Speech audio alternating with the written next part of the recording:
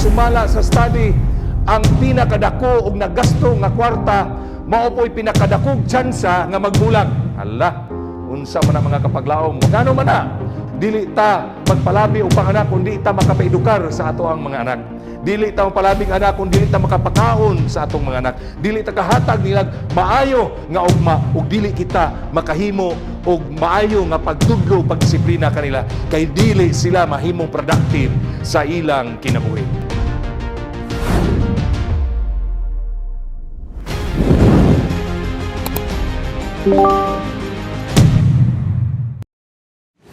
Last night nagisgot ta about marriage. Karon maghisgot ta about family. Gatuo ko nga kitang tanan na atay mga family, bisag ang uban nato wala nakakita sa mga ginikanan, ang uban nato gi-adapt, pero gatuo ko nga naatay family in different ways. Ug naagi tay pamilya nga nagrepresentar sa matag usa. Sumala sa daghan kay panultihon, the family is the strongest unit in the community. And God gave this to us aron ma-enjoy nato ang kalibutan nga atong gipuy-an. Kay diha sa atong puluyanan, diha nato matagamtaman ang gugma, diha nato matagamtaman ang pag-support no sa matag usa, diha nato matagamtaman mga kapaglaom ang kinabuhi nga maghatod kanato sa pagkamalipayon nga nagpuyo kita niini nga kalibutan. Pagkanindot kaayo mga kapaglaom. Ang teksto nga atong pagatun-an niini nga gabi kung naaman kamoy mga balaan nga kasulatan, atong abrihan sa Buhat 10 bersikulo 2 og sa English version ako kaning pagabasahon nagingon diri, he was a religious man. He and his whole family worship God. He also did much to help the Jewish poor people and was constantly praying to God. Kung inyong lantawon kini nga teksto ang background ni ini, adunay usa ka tawo nga gihinganlan og si Cornelio.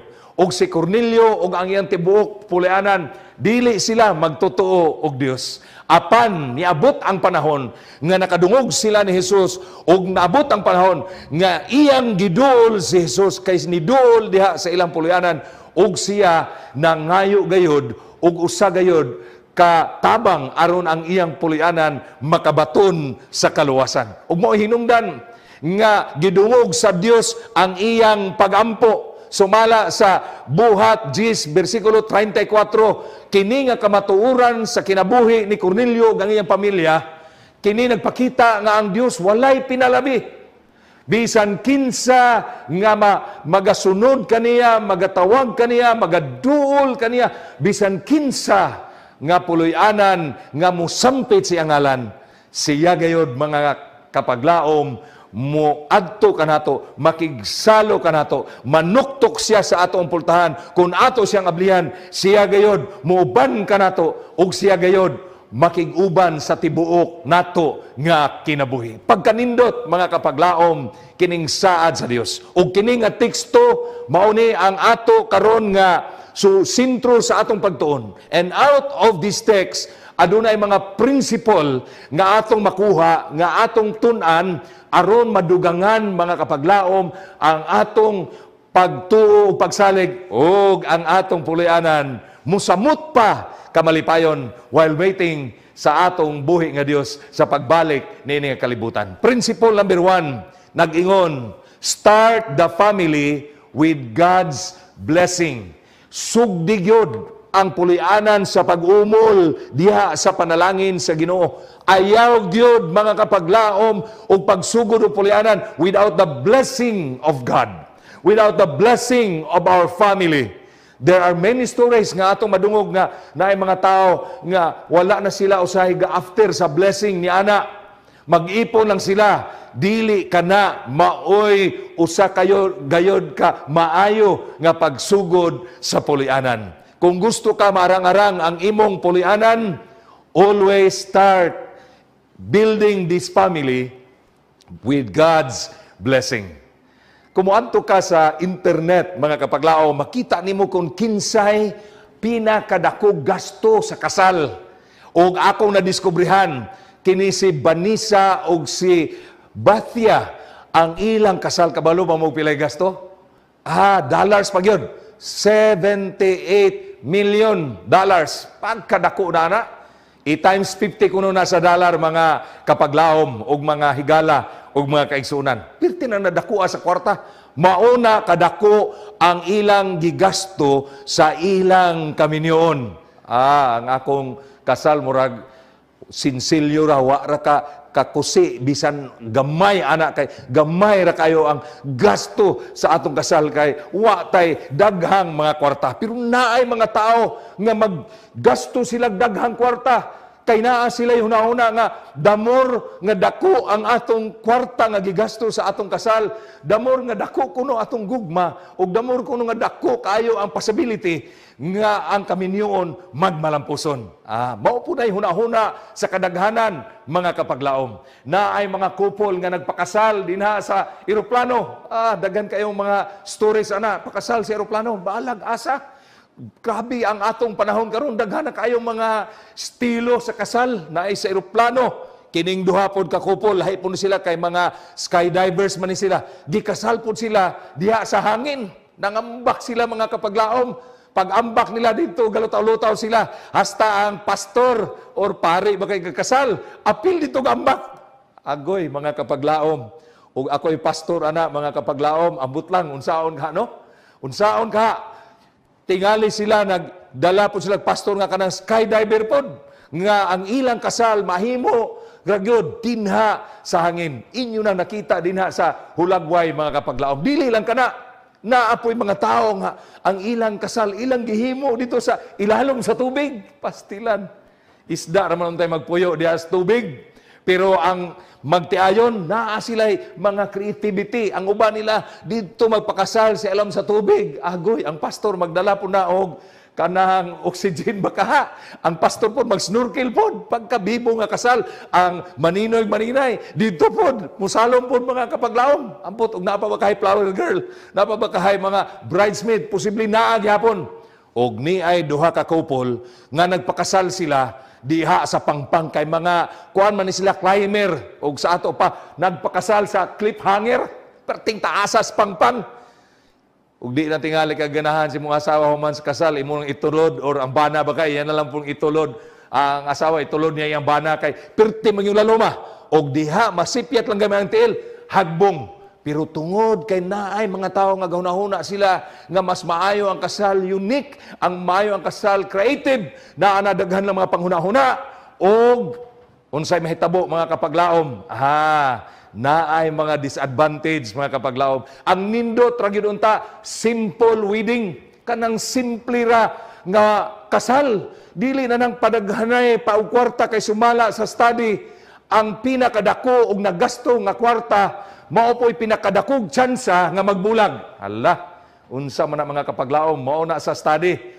The bigger the money you spend for your wedding, the bigger of chances diha sa pagbulag or divorce na. Ngano man na, sumala sa psychology, makita nila nga ang couple murag na focus nilang sila sa kwarta.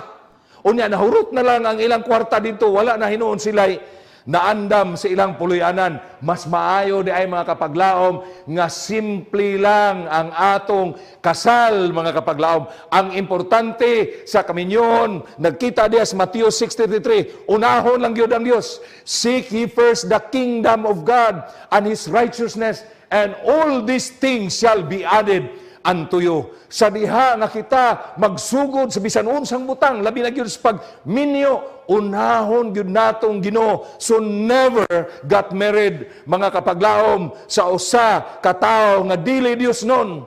Dili usa ka babae nga dili Dios nun. Kinahanglan sugdan gyud ang tanan nga Dios nun. Sama ni Cornelio, usa ka Dios nun nga tao, minadlukon sa Ginoo. Dios nun kay nganuman maunay pinakaimportante dinha sa kaminyoon kay ma-focus ta diha sa Dios ug sumala sa study maunay mas daghan nagpabilin mga kapaglaom. Adunay sa kakasal nga among na apilan. Gitawagan ko sa kong igagaw, isyagaw, pagdala og sanina nga puti niya, pagsuot og karsonis itom kay nay kaslon no sa simbahan niya, wala in tao yung mga kining groomsmen o bridesmaid. Anhidrigaw, adto po ko dito mga kapaglaom, pagtanaw na ko sa kaslunon, pastilang apikiha gyud ang sanina sa babae. Ambot asa gikuha ang sanina po sa lalaki. Ambot asa po gikuha. Kami po dito nga nag-apil sa mong kasal, nagsigimig tinanaway. While ang pastor nagwali, kami po nagtanaw mi sa magtiayon gikasal. Agoy, unsao na lang ni. Wa gyud kwarta among nakita bisan gamay. Hung-hung na ako igagaw isagaw. Wala ra ba ni kaon ning kasalagaw? Sorry kay basta at least naa ka. Kay naay makatabang aning kasal, human og kasal, human sa pag-ampo sa pastor, hulat-hulat mi nga tawgon mi nga mga kaigsuonan, imbitaron mi paniudto, wala man gyud.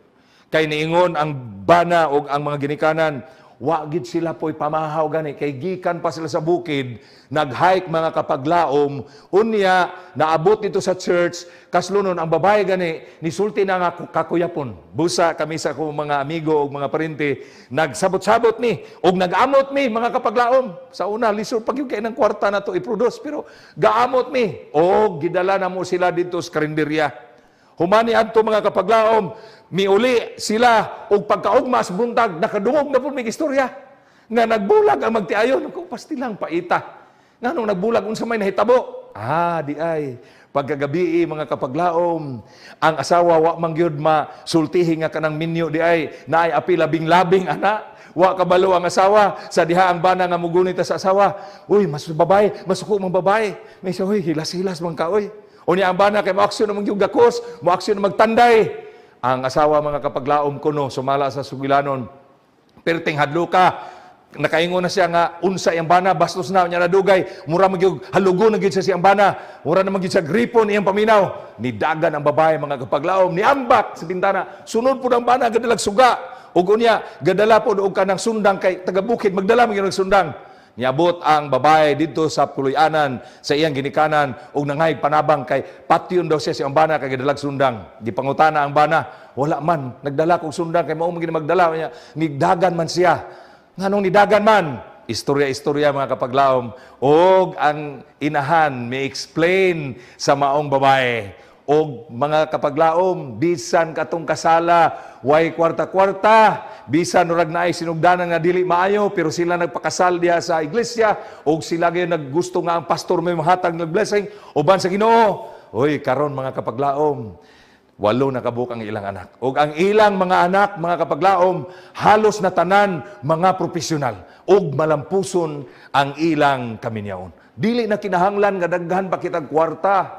Ang importante nga naay Dios nga atong kaubanon sa atong pagkinabuhi. Mao nay angayan nga atong balunon sa ato ang pagtukod sa bag-o nga puloy-anan. Ikaduha, a godly family, a God-fearing family. Mao na ang gusto sa Dios. Mao na ang iyang design sa usa ka maayo nga pamilya. Kanang pamilya nga Dios nun, pamilya nga mahinadlukon sa Ginoo. Ang Book of Proverbs, kung imong basahon, imong masumada, nga adunay principle nga nagingon, strict parents produces good children. Ako kumbinsido ko ani nga pinulungan. Strict parents produce good children. Stricto nga ginikanan, dili perfectionist ha. Ang akong buot pasabot, strict pag-implement sa tanan nga mga paagi nga ang usa ka bata magtubo siya nga may nadlukon dinha sa Ginoo. Tudluan ta sa atong mga ginikanan sa maayo nga mga buhat, maayo nga taras, maayo nga pagkinabuhi, respeto ngadto sa mga idaran. Mauna ang gusto sa Dios kanato. Ang family sa akong lulo, grabe, di ko ka-imagine, mga kapaglaom. Ang iyang anak, 14 kabok, ang igsuon sa kong amahan. Kadungog tingali mo sa story sa mga pamunag, no? Nga dili, may Adventist kaniadto. Na Adventist lang ang akong lulo tungod sa literature canvassing. Nagibinan siya og libro, kay dito man mga tulog ang mga ili sa balay sa akong lulo. So na Adventista, og natingala mi, gipangutanan ako akong lulo. Giunsa niya nga ang 14 kaanak niya hangtod karon ang uban namatay na pero nangalagad man sa Ginoo. Ang akong lolo sayon ra gyud ang iyang tubag. Ingon siya, panggaon nako akong mga anak sa pagkaon apan istrikto ko sa pag-implementar labi na gyud sa balaod sa Ginoo. Mga kapaglaom, maunay nindot sa atong pulianan. A family defines an honoring family. Sa Ephesians o sa Exodo nagingon, children, obey your parents in the Lord, for this is right. Ephesians 6:1.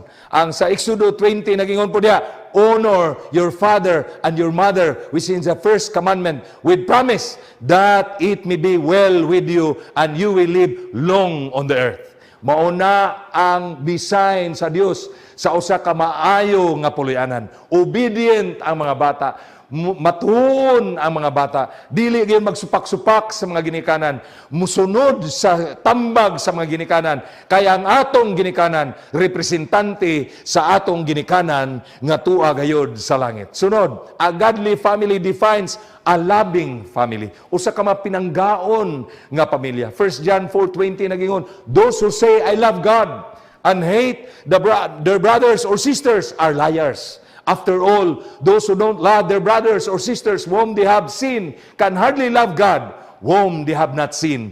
Kini nga panultihon nagpasabot kanato nga ang gugma maugyoy magdumala sa atong pulianan. Bisag unsa kalisod sa pulianan, unsa ka dako sa mga pagsulay, usahay dili maayo ang maagian sa pulianan. Apan ang gugma magapabilin sa sulod niini ug ang Dios nga gugma kanunay naa dinha. Mauna ang gusto sa Dios sa atong puloy-anan. Sunod, a godly family defines a productive family. In Genesis 1:20 nagingon, be fruitful and increase in number. Daghan ta, mga anak ta, ug daghan, ug ang atong mga anak, mulambo pod. Unsa ang ginikanan, dili hinuon ang mga anak magkaubos, kung dili ang mga anak, unya, magkataas. Magka-prosper, productive ang anak, mga kapaglaom, maunay, gusto sa Dios sa iyang mga katauhan, sa iyang puloy-anan. Muarang-arang ang kinabuhi sa ilang mga kabataan. Mauna nga sa daghang panahon ang akong amahan na aming usahay hisgutan unya sa dugay na namong istorya nga iyang nakita nga ang ihang mga pagtulunan murag sa karaan ang mga pamaagi mo ingon sa kuha. Mauna nak nga ako kang gipaeskwela aron nga ikaw mo arang-arang og ikaw makakat-on pagtaas-taas nga kahibalo. Kay kami, wala mi nakahuman sa among pag-eskwela. Mo hinungdan nga kitang mga ginikanan, dili ta magpalabi o panganak kung di ta makapaedukar sa ato ang mga anak. Dili ta palabing anak kung dili ta makapakaon sa atong mga anak. Dili ta kahatag nilag maayo nga ugma ug dili kita makahimo og maayo nga pagtudlo pagdisiplina kanila kay dili sila mahimong productive sa ilang kinabuhi. Sunod, godly families defines being united in Christ or being united with each other. As a whole, kuanta mga kapaglaom, mag-usa ta. Ang Psalm 133 verse 1, nag-ingon ang iyang pulong, look at how good and pleasing it is when families live together as one. Kinahanglan, united ang family. Mga bata, unsa isultis ginikanan, tuman yun. Mo participate, mo cooperate, kay kung dili gani mo tuman ang mga bata, maunay sinugdanan nga madaot ang pulianan. Pag-ingon sa ginikanan nga, ay sag uyab-uyab dong, ay sag uyab-uyab day, asa ra man na, umakahuman ka, tuog yun, kay di ta mo cooperate, di ta mo participate, maunay kaluyahan, usahay sa atong ginikanan, usahay maunay makadaot sa atong ginikanan. Di pa takahuman na anay man katalagman maabot, either ang papa o ang mama magbalatian, usahay mao na hinungdan sa dali nga kamatayon kay ang mga bata masupilo na sa mga ginikanan. Total, ingon nga ako mama, asa ra magunag makagraduate na kadoy kanang mga babae. Tinuod biya gyud mga kapaglaom ug mga kaigsunan. Kay sa dihang ni-graduate nako, gusto na ko magminyo, nangita na ko sa mga babae, asa naman sila? Wala na gyud kay mao man puy gyud sa ginikanan, asa ra man gud makagraduate ka. Pero pag graduate nako, asa naman sila? Usahay, malabian pod, dili maminyo na hinuon atong mga anak o di na hinuon na sila malipayon, dili pod maayo mga kapaglaom. But we should learn to practice unity sa sulod sa atong puloy-anan. Mao na ang design sa Dios sa usa gayud ka arang-arang nga puloy-anan, mga kapaglaom. Next, number 3. Ang usa ka arang-arang nga puloy-anan is a generous family. Kanang manggihatagon nga puloy-anan. Mangita tag family nga tabangan, manghatag ta, manggihatagon tas tong mga silingan sa uban. Adunay panultihon nga nag-ingon si Jairus, greed will bring you nowhere in life. Contentment is the key to ultimate happiness and peace. Nami silingan dito sa amo nga perti bitaw gyud kayo ka dalo, perti gyud ambot di gyud masaysay. Di lang ko magsultig asa dapita kay daghan naman kay may gipuy-an nga lugar, pero nami silingan nga ang nahitabo perti yung dalo ang mga kapaglaom. Ang iyang buhaton, ang iyang dako kay punuan nga mangga, siya ra gyud mag-spray-spray. O niya sa diha nga mamulak na, siya ra po'y magbantay-bantay. Dili na niya pa-spray haglain, siya ra magbantay. Pagbunga na, siya ra po'y magkuhit-kuhit mga kapaglaom. Siya ra pud tanan, pagkaon, siya ra pud, di pud siya manghatag. Siya ra pud. Nadugay mga kapaglaom bitaw na disgrasya kay pagsaka sa mangga, nahagbong ang mga silingan na ingon, Mayra, usay mga kapaglaom, murag ingon ana na, usay ang kadalo, maunay, maghatag hinuon natog kadaot mga kapaglaom. Kami nga mga pastor, malipay yun kaimi nga mo bisita sa mga kaigsunan. Magbisita mi sa inyong mga balay kung kami makaanha o usahay padalaan ang mga pastor, mga kapaglaom og daghan kaayong pagkaon. Kami sa balay amo gyud gi-practice nga og tagaan mig ice cream, tagaan mi og cake, amo gyud nang ipahat sa mga silingan. Kaysa ako mga panghuna-una mga kapaglaom, kung kami ray mo kaon na ng cake, kami ra po'y madiabetes, mo na nga akong ipanghatag apil sa mga silingan. Ice cream gipanghatag nako, aron dili lang ako madiabetes, kung madiabetes magaling. Daghan mga kapaglaom kay kana maunay maayo alang sa atong pagpuyo. Usa ka pamilya nga manggihatagon mga kapaglaom. Daghan kaayong family sa ibabaw sa kalibutan nga Dios nun, nga ako nailhan, magdalag Biblia, mga kapaglaom. Pero panahon sa Disyembre, gadalami sa mga batanon sa church, kay mangharana mi sa ila, gipalungan mig suga. Wala mi abri, dili sila manghatag sa ilang panalangin. Daghan sila kwarta, pero wala sila manghatag, mga kapaglaom. Ang Dios sa John 3:16, ang prinsipyo sa langit, o sa yuta, o sa tibok, universo, nag-ingon diri, for God so loved the world that He gave His only begotten Son. Giving, mauna ang pinaka maayong buhaton sa tao. Kaysa diha nga manghatag ta, sumala sa daghang study, makahatag nato nagkalipay, o kanang kalipay, makahatag nato nag physical well-being o psychological wellness. Pagkanindot ng manghatag ta, mawala ang ato ang blood pressure, mawala ang ato ang anxiety o ang atong depression, mawala pa mga kapaglaom ang duuban na itong mga sakit. Kay ang pagpanghatag, dako kay na og kahimuan sa imo ug sa akong kinabuhi. You can give without loving, but you cannot love without giving. Kinahanglan muhatag kita kay kita gayod nahigugma. Pilaman kanato niini nga kagabion mga paglaom na kaila ni Doris Day. Si Doris Day usa ka sikat kaayo nga actress sa Hollywood. Kung nakadungog mo sa iyang awi nga naguluhan ke sira-sira, no? Iyahan na ni Doris Day.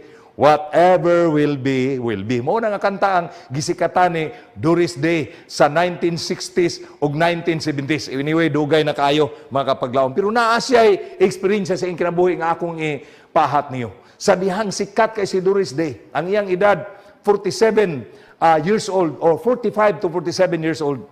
Naadto siya sa usa ka concert niya o pagtindog niya sa stage, nalupog siya. Pagmata niya, naa na siya sa ospital. O miingon ang iyang mahigala o ang doktor, miingon, Doris, aduna kay sakit nga ikamatay. Mao man ay bisayaan ng kanser, mga kapaglaom. Naa kay sakit nga ikamatay. Mao na ang imong balatian. Si Doris Day, wa siya ka imagine unsa ang iyang buhaton. Sa iyang hunahuna, daghan siya kwarta. Sa iyang hunahuna, daghan siya kaptangan. Sikat siya, naa niya tanan, pero dili na ko magdugay, mamatay na ko.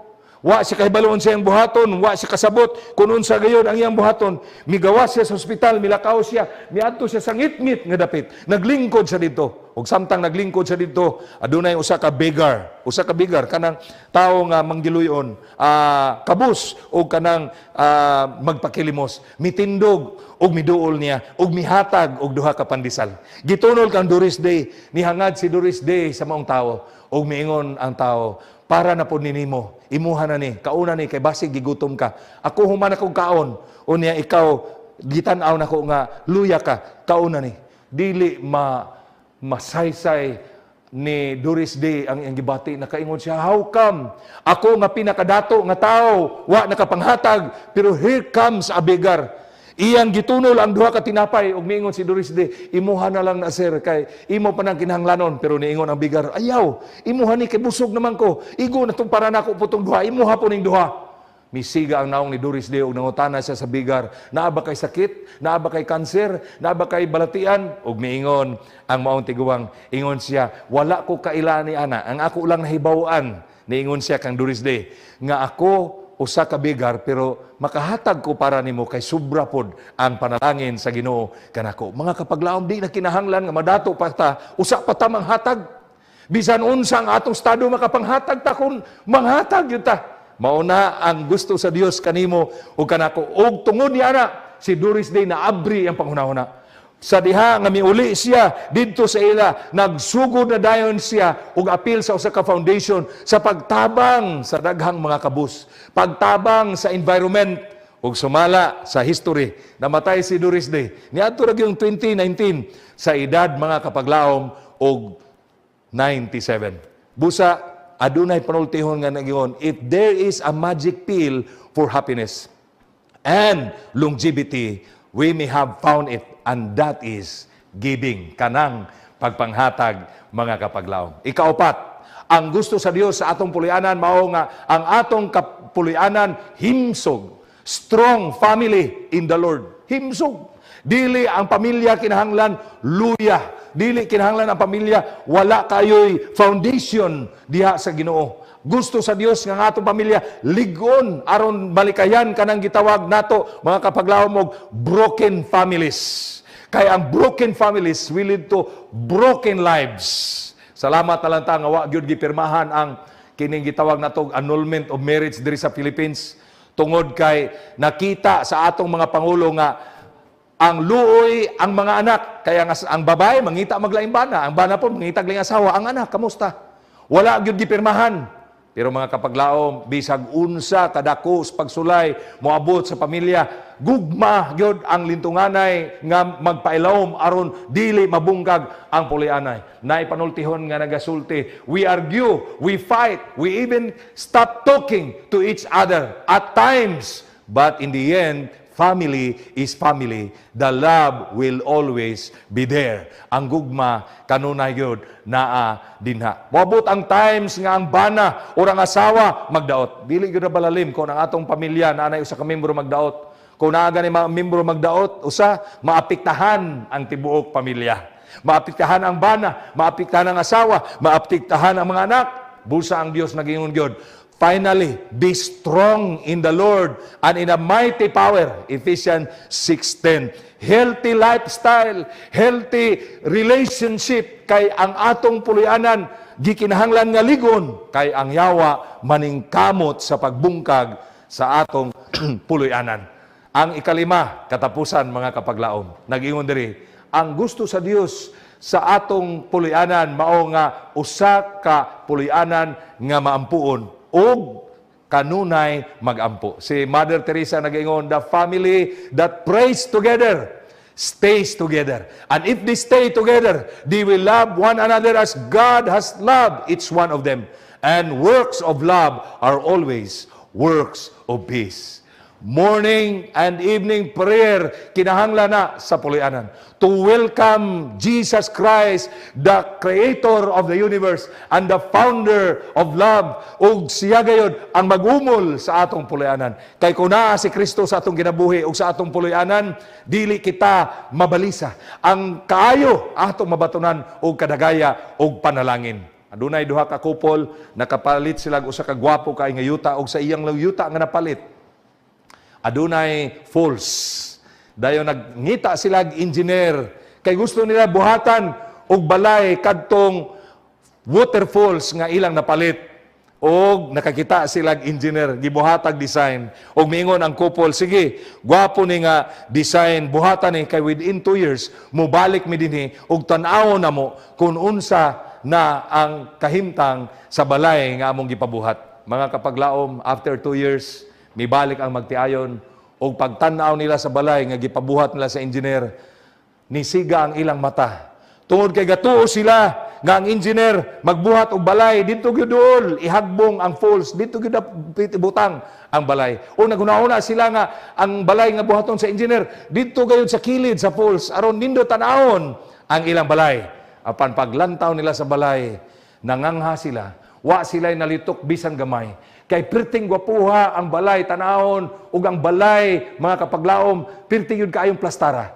Ang falls nga nagadayday, wala gibuhat ang balay sa kilid, wala gibuhat ang balay sa luyo. Apan gibuhat sa engineer nga ang balay, mga kapaglaom, nagbarog ug ang falls nagawas didto sentro gyud sa balay. Ang tubig nagaawas diha gyud sa sulod sa balay. Og paglantaw sa magtiayon, nakaingon sila, wow, pagkanindot sa balay. Mausab sa atong kinabuhi, sa atong puloy-anan. Make God as the center of our family. That the living water, Jesus Christ, will overflow sa atong kinabuhi kung binsan asa manta mga kapaglaom. Himua siya nga naa sa sentro sa atong puloy-anan. Sa katapusan, ako magaingon kaninyo, adunay panultingon nga nagyon, there is no such thing as a perfect family. Only by the daily exercise of forgiveness can a family grow. Pagkanindot ni nga panultihon mga kapaglaom, og naay awit nga nagaingon, when Jesus is in the family, happy, happy home. When father is in the family, happy, happy home. When mother is in the family, happy, happy home. When children is in the family, happy, happy home. God's design for a better family can be found in the Bible. O kining mga prinsipyo nga atong nakatunan, mga kapaglaom, ako nang hinaot ng maghatod na ito ni dugang panalangin sa atong pagpuyo ni nga kalibutan. Sa dili pa kumutapos na ako'y sugilano ninyo. Sa side sa akong mother, ang akong lula, mo'y akong gitawag og pillars of faith. Tungod sa akong lula, ako nakita nga ang akong kinabuhi nagmalampuson. Kay kining akong lula, hilabihan gyud kamay ng puon. Pagkahilabihan gyud. Kung nakasinati mo pag-ampo nga perting taasa, kana, wara na, makatupong sa ampo sa akong lula. Nga nung mayon ko gulay katupong sa ampo sa akong lula. 18 mi kaapo, mag-ampo ang akong lula, mga kapaglaom, gikan sa kinamagulangan, iyan ang iampo. Panalangin ni si Toto, nga di na manguhag laban na sa silingan. Panalangin ni si Dudoy, nga di na manirador, dito mangga, dito sa minteryo. Daghan kay apil sa akong lula.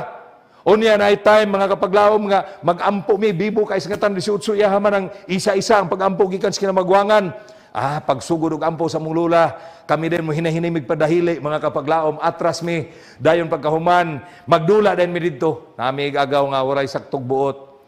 Wadto siya dito, basta mahisgot na ang ngalan nga Jungjong, sikan to dalas naman na, muadto rin siya sa gawas, mingon din siya, Jungjong na, Jungjong na. Og managa na dayon mi mga kapaglaom. Balik mi ginahinay dito mga kapaglaom, pag-amin sa mong lula. Abi ninyo mga kapaglaom sinitabo, naa namin tanan, may nga akong lula. Amin mga apo, amin, amin mga apo. Unya kami mga kapaglaom, mga tawa mi. Kay perting, taasa sa ampo sa akong lula. Pagpadulong na ko, Mountain View College, kay eskwela ko pastor, nakitaan ko sa akong lula, isa dito, dali isa. Mag-ampo ta. Iya kong giampuan, nagsayo ko, alas 3, kay musakay kong first trip. Pero nilabay na lang ang first trip, nilabay na lang ang second trip, nilabay na lang ang third trip, wa pa na human ang ampos kong lula. Kaya ang pag-ampos kong lula, gikan sa among ugsaran sa balay, hangtod sa ipil, hangtod sa pagadian, giisa-isa sa kong lula, hangtod sa imbisi, hangtod mo graduate ko. Apan mga kapaglaom, ako nakita, nga tungod sa pag-ampo sa kong lula, nahimo kong usa ka ministro dinhi sa atong iglesia. Mga kapaglaom, nagtuo ko nga ang godly family sama sa pamilya ni Cornelius usa gayud kapuloy-anan nga ang Dios adunay kalipay. Ug ako niini nga gabi nagaampo nga ang atong pulianan, nga atong imugna niini nga kalibutan, magsugo diha kang Kristo ug matapos kini diha kanunay kauban si Kristo aron sa pagbalik sa atong Dios.